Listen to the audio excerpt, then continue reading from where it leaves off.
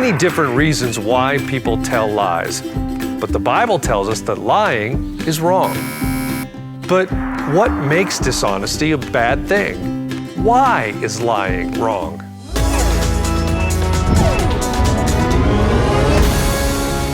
Hello, and thank you for joining me. Today, I'm continuing my ongoing report about Jesus and the time that he spent in the city of Jerusalem before his death. In this report, we'll look at a situation where one of Jesus' disciples lied about knowing him, and we'll look at what happened to that disciple after. In the book of Luke, chapter 22, starting at verse 54, we learn that Jesus had just been arrested, even though he hadn't done anything wrong, and he was being taken to the home of the high priest for his trial. As this was happening, one of Jesus' disciples was following at a distance. The disciple's name was Peter, and I'm sure that he was worrying about what was going to happen to Jesus. Well, when Jesus reached the high priest's home, he was led inside, and the high priest, along with the high council, began to question him. Meanwhile, Peter went into the courtyard to wait, just to see what would happen. It was there that he joined a group of soldiers as they stood around a fire. As he did, Jesus' trial continued, and it was getting worse and worse for him. Above the courtyard, a crowd of people shouted accusations at Jesus. They mocked him and slapped him, and they even spit on him. They even said Jesus deserved to die. Well, during all of this, Peter watched from the courtyard below. And it was then that a servant woman who was also standing near the fire noticed Peter. She recognized him as one of Jesus' followers, and she said so in front of all the people around the fire, including the guards. But Peter said to her, "Woman, I don't even know him." Peter had just lied. Maybe he was scared that the guards would arrest him too. Or maybe he thought that if he lied, he could avoid getting into trouble. Either way, it doesn't matter. Peter lied, and lying is wrong. But it didn't end there. The woman wasn't the only one to notice Peter. A little later, someone else looked at Peter and also accused him of being a follower of Jesus. Once again, Peter lied, saying, "No, man, I am not."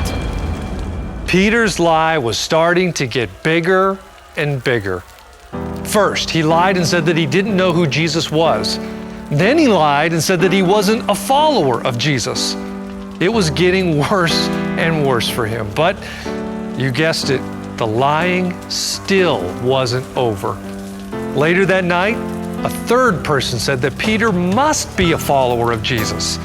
And once again, Peter lied a third time, saying, "Man, I don't know what you're talking about." At that moment, Jesus turned and looked at Peter, and Peter realized what he had done. He had lied 3 times, denying that he knew Jesus and that he wasn't one of his followers. Jesus had been a great teacher and a great friend to Peter, and now Peter had lied and betrayed him. Peter felt terrible about what he had done, and he immediately started weeping, and he fled the courtyard alone. We know that lying is wrong because God tells us it's wrong. And we can learn about the problems that it causes from Peter's story. When Peter chose to lie, once wasn't enough. He was caught in a trap where he had to tell lie after lie after lie. And that's one of the bad things about lying. If we tell one lie, we'll probably have to tell another lie so we can cover up the first lie, and then probably another lie, and another lie, and another lie. We also learned from Peter's experience that lies can hurt feelings and cause a lot of pain. I'm sure that it hurt Jesus when he saw one of his disciples lie about knowing him. And we know that Peter felt awful about the lies he told because he left weeping. When someone chooses to lie, others' feelings will be hurt, and the person who lies will probably feel bad too. So if you've done something wrong and you'll get in trouble if people find out, tell the truth. If someone asks you a question, answer honestly. And if ever anyone asks you if you follow Jesus, don't do what Peter did. Tell the truth instead. Oh, and one other item about Peter that I should include in this report. Jesus forgave Peter for lying, and he will forgive us as well. We've all lied at some point in our lives, but we can choose to be different from this point on.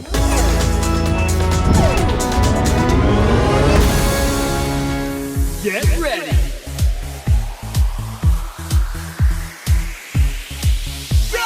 Jesus came to save us. We know there's power in his name. We owe it all to him who loved us. We owe it all to him who came. So jump up, hands in this bump, we win. So jump up, hands in this bump, we win. We know Jesus came to save us. We know there's power in his name. We owe it all to him who loved us. We owe it all to him who came. So jump up, hands in this bump, we win. So jump up, hands in this bump, we win. So jump up, hands in this bump, we win.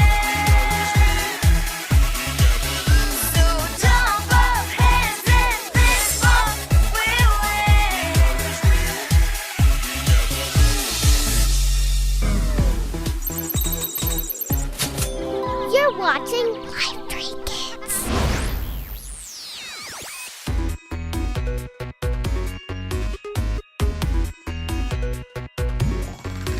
It's a great day to thank our God. It's the right time right now to give him praise. 'Cause he loves us more than we could know.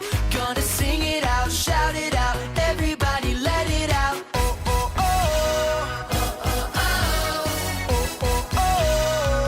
Oh, oh. I just wanna jump, jump, jump to the sky. Gonna raise my hands and wave them side to side. Shout so loud so everyone can hear.